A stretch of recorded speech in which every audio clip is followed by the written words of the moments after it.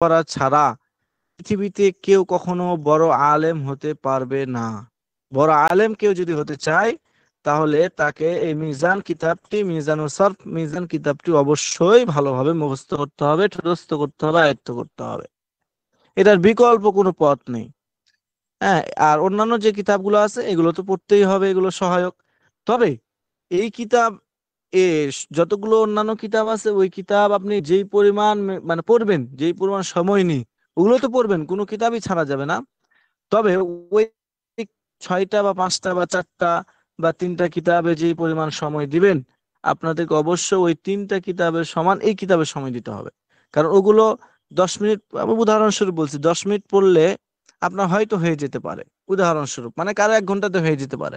কিন্তু মিজান কিতাব এটাকে 1 ঘন্টায় পড়লে হবে না, তাকে 3 ঘন্টা পড়তে হবে। 3 গুণ 4 গুণ 5 গুণ বেশি এই কিতাব পড়তে হবে যদি ভালো আলেম হতে আপনারা চান।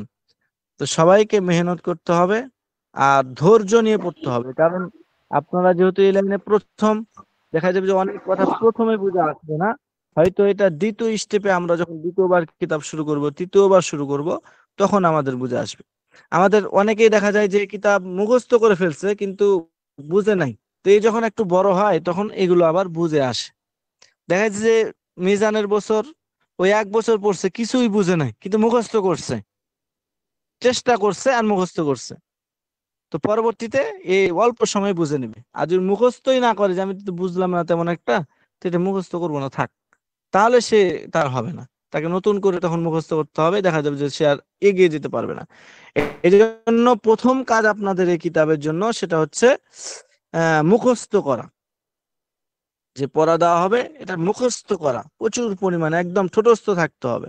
এরপরে বোঝার চেষ্টা করতে হবে। বোঝার জন্য আমাকে বলবেন, সাথী ভাই যারা আছে যারা বুঝে তাদেরকে বলবেন, আমাকে বলবেন, আমরা আপনাদেরকে সহায়তা করবো ইনশাআল্লাহ।